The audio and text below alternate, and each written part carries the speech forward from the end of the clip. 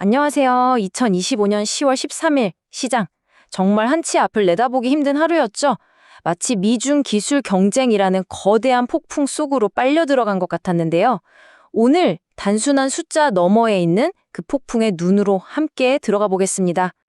겉으로 보기엔 몇몇 테마주가 급등하고 또 어떤 주식들은 크게 떨어졌지만요. 그 이면에는 훨씬 더 거대하고 또 치열한 이야기가 숨어 있었습니다. 바로 히토류를 둘러싼 강대국들의 보이지 않는 전쟁, 그 이야기의 핵심으로 바로 들어가 보시죠. 오늘 시장을 움직인 힘은 크게 세 가지로 요약할 수 있습니다. 첫째, 더 격해진 미중 갈등. 둘째, 그로 인해 팽팽하게 당겨진 공급망의 긴장감. 그리고 마지막으로 이런 위기 속에서도 미래를 향해 쏟아지는 엄청난 투자. 이 세 가지가 어떻게 서로 얽히고 설켜서 시장을 흔들었는지 지금부터 하나씩 파헤쳐 보자고요. 자, 그럼 첫 번째 빅스토리입니다. 오늘 시장의 모든 혼란을 촉발시킨 바로 그 사건이죠.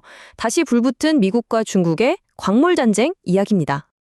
모든 건 중국이 던진 한 수에서 시작됐어요.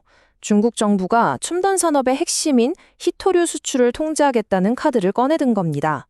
그러자마자 미국 트럼프 전 대통령이 곧바로 그럼 우리는 대규모 관세로 맞서겠다. 이렇게 더 강력한 카드로 맞받아친 거죠.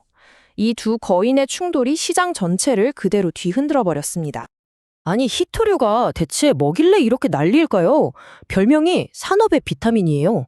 왜냐면 전기차 배터리부터 시작해서 스마트폰, 최첨단 미사일 같은 국방 시스템까지 미래 기술이라고 불리는 거의 모든 곳에 이 히토류가 필수적으로 들어가거든요.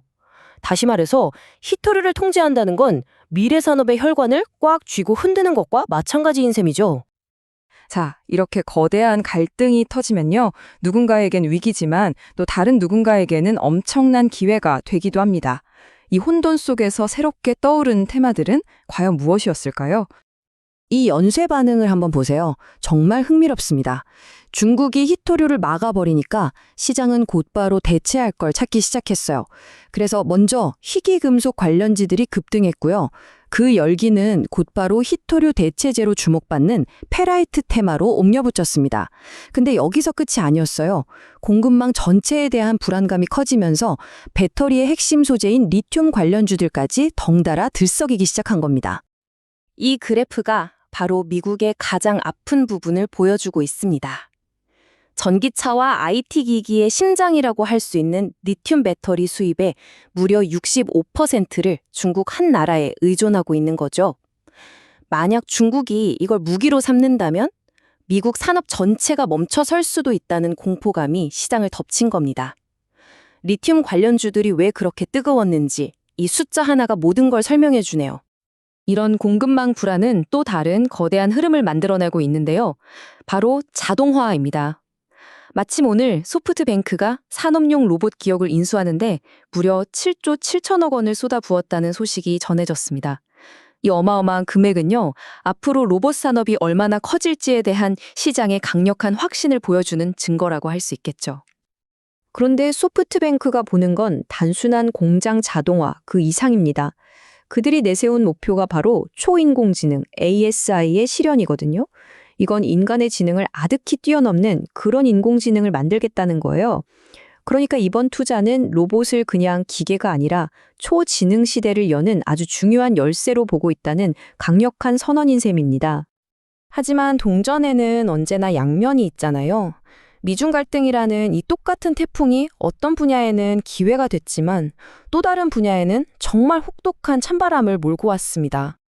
핵심 키워드는 바로 불확실성입니다. 특히 반도체 산업은 미국이 설계하고 아시아가 생산하는 식으로 전 세계가 복잡하게 얽혀 있잖아요.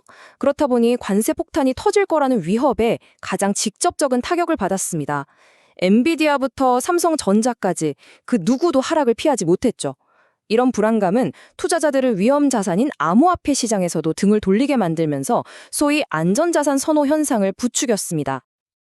자, 그렇다면 이렇게 복잡하게 얽힌 시장에서 우리는 대체 어떤 지도를 보고 길을 찾아야 할까요? 마지막으로 오늘 시장에 대한 최종 전략을 정리해 보겠습니다. 위기 속에서 기회를 잡는 세 가지 전략 딱 정리해 드릴게요. 첫째, 탈중국 공급망에 집중해야 합니다. 희토류 대체제나 핵심 광물 관련 기술은 앞으로 구조적으로 성장할 수밖에 없는 테마거든요. 둘째, 거대한 자본이 어디로 향하는지 봐야 합니다. 바로 로봇과 AI라는 미래에 과감하게 베팅할 필요가 있다는 거죠. 마지막으로 모두가 공포에 떨 때 오히려 역발상 투자가 필요합니다. 불확실성 때문에 일시적으로 하락한 우량 기술주 안에서 새로운 기회를 찾아야 합니다. 그리고 마지막으로 이건 꼭 기억해 두세요. 정치적인 리스크는 영원하지 않습니다. 언제든 바람의 방향은 바뀔 수 있거든요. 오늘 시장을 짓눌렀더니 관세 위협이 사라진다면 가장 강력하게 억눌렸던 반도체 같은 섹터가 가장 먼저 그리고 가장 높이 튀어오를 수 있습니다. 오늘의 리스크가 내일의 기회인 셈이죠.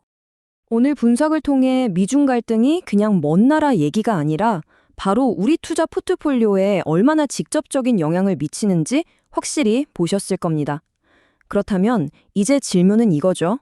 기술 패권을 둘러싼 이들의 싸움, 과연 다음 격전지는 어디가 될까요? 이 질문에 대한 고민이 앞으로 우리의 투자 방향을 결정하게 될 겁니다.